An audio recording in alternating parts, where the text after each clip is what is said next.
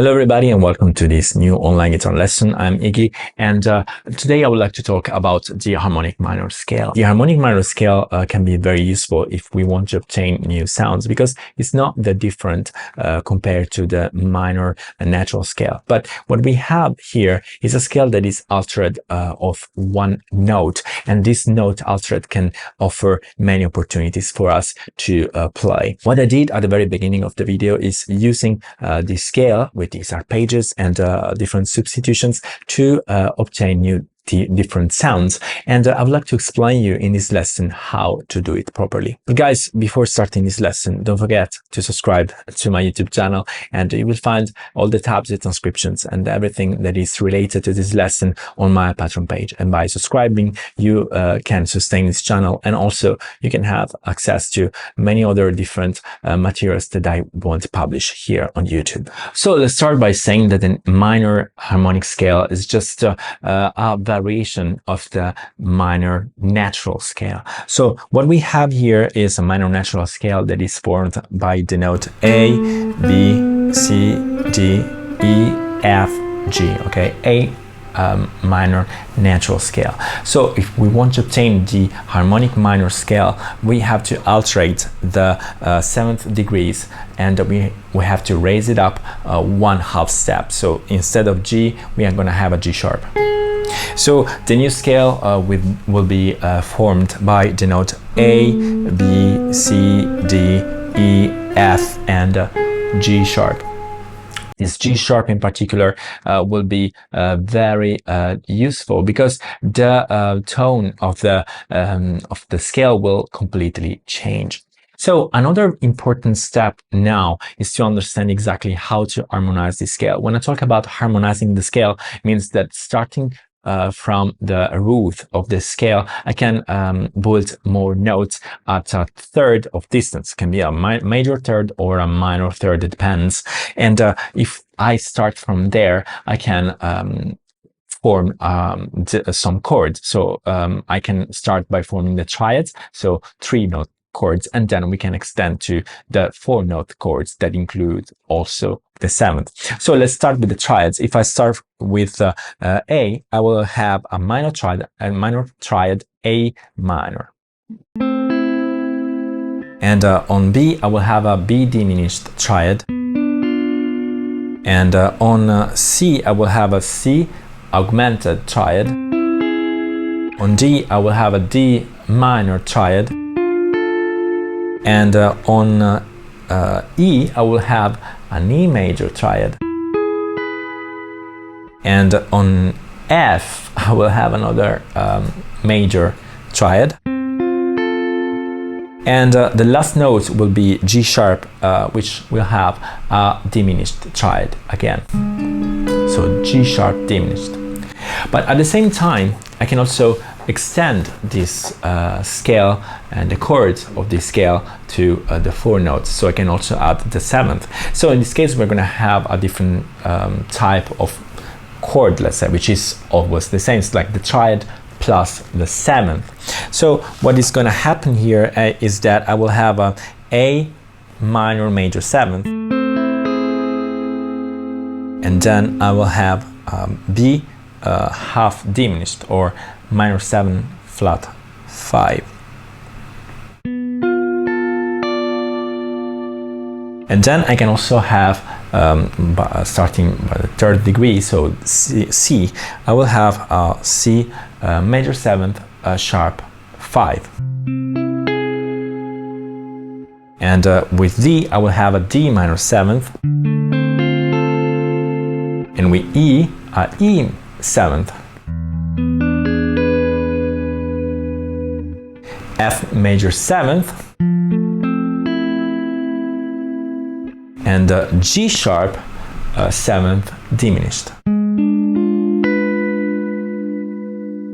Let's see now what we can do to use this scale completely. So what I'm gonna do right now is to play the shapes of the scale that I normally use, that are the 3-note 4 strings.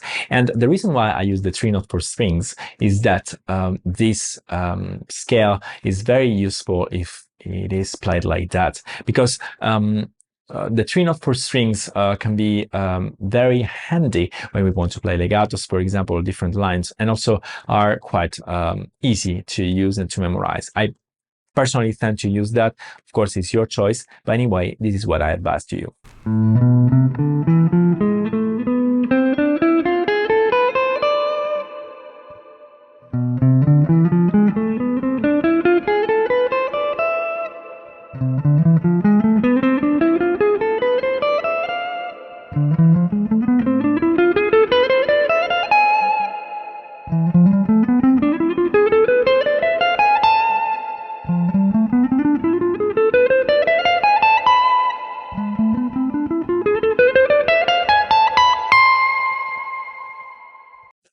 Okay, it's worth mentioning that whenever you have a scale like that, you have to apply it, of course, to a chord. So if we come back to the backing track that I played at the very beginning, the backing track is just a pedal, means a fixed chord of E7. Okay, if I play this scale starting from E7, okay, starting from the root E, I'm gonna have a new type of scale that is gonna be called Phrygian dominant. This type of scale is actually, let's say, one of the modes of the harmonic minor scale, in particular the 5th mode. So this means that if I start the harmonic minor scale from E, I'm gonna have this new scale, okay, that is formed by the notes E, F, G sharp, A, B, C, D.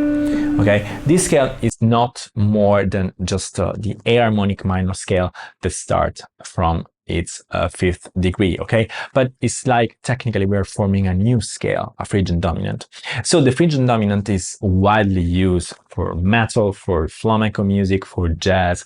It's widely used in rock, for example. So what you have to do is try to understand how to use all the shapes of the harmonic minor scale also on this chord. We can do also another type of transformation. So instead of just using the scale up and down, which can lead our solo to be a little bit boring, maybe what we can do is just using the arpeggios. So the arpeggios of the scale can be all the arpeggios that are that start basically from each degree. So from each note of the scale.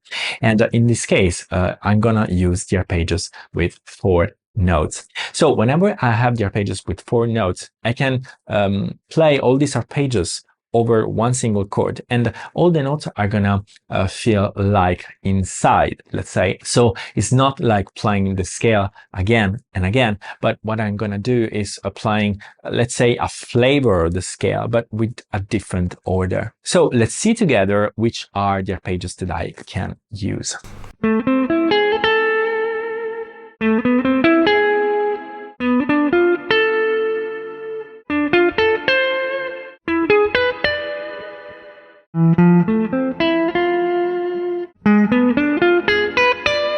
So let's see together how the arpeggio and the chord work together.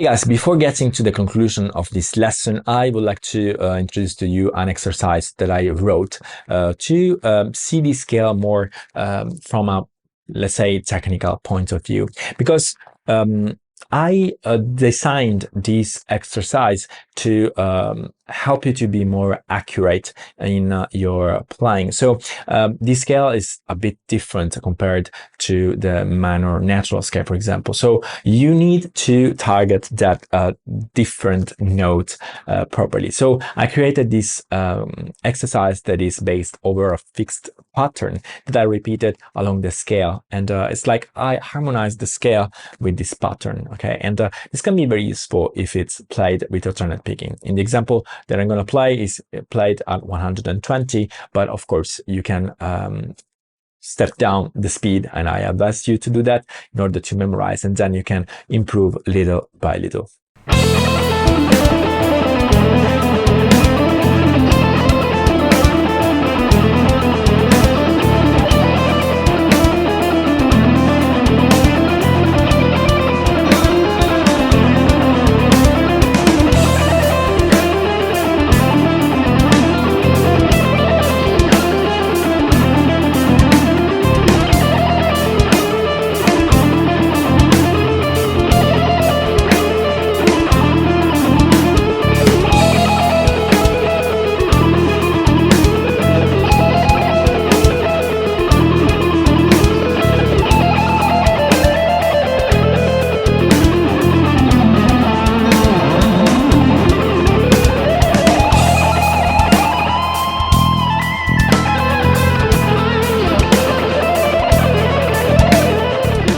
Okay, guys, it's everything I have for today. Please don't forget to subscribe to my YouTube channel, and also you can add me to Instagram and TikTok. I like to connect to these platforms with you as well. Also, please leave me a big like if you think that this lesson has been useful for you, and I will see you all next time.